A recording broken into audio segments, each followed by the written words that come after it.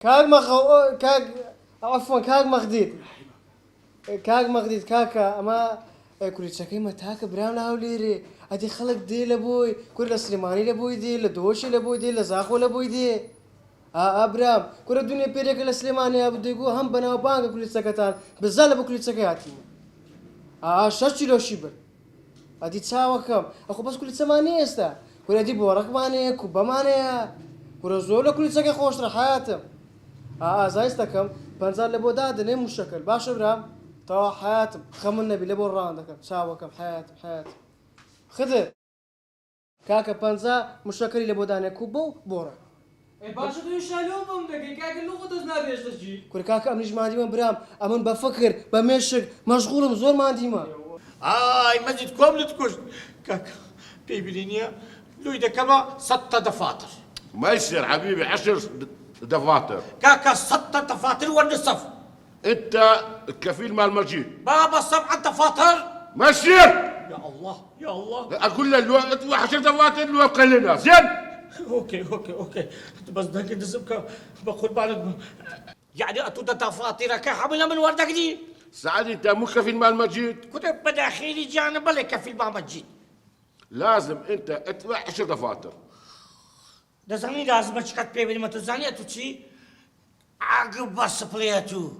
مردم لهوليلني هندي لبني هوليلة تبدمي هندي كبابي هوليلة درخوات بدم استعجد دفتر كيف مزيدي لبن وردك لي ها اني هاليوم رجع على مودك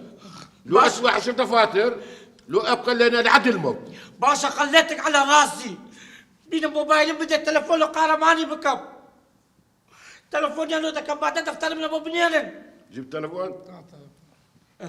بس ترى اقول لا تخابر شرطي والله اقتل لنا والله او يبقى من تاكد او يبقى من تاكد كل كودي ولا تلفون الشرطه بك دانك دي دانك كل موبايل بتزيني بيت الدكان كلنا موبايل نكاك ده جوالي دي كاك ورا لا قرم قرر ورا كات ولا قنص كيك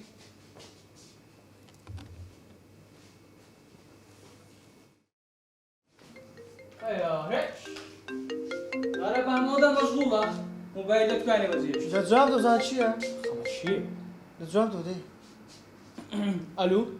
كاكا قاربان كوي قارماني ما من كركي ما فرمو تشي كل الجيل بامز ام السعدي ما السعدي امزاي بابا سعدي ربينا بابك ما بصحى النمر الو كل هو بعقلك بلاتا كل دل مردوق سيدك كل خو من مردي ما تبر والله بري ما بصحى يا توي كل برو زو خود بقينا قارماني بابا دو بيبي نوا ادي مدنا تازي ما دانا ادي لافي تمالي دا ملا ما باكر حلوة ما كرت خير بس قبرك هتيارنيا كل برو زو بابا دو بينو زو تو ما بصحى يستا خبر ده بابم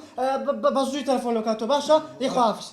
وبس دي تو زايد فكا بس بنزاي وهي مغدي داني موبايلك اللي بام ده خبر ديمو ديمو ايوه كريمه كم صار بيني مرضي سيكا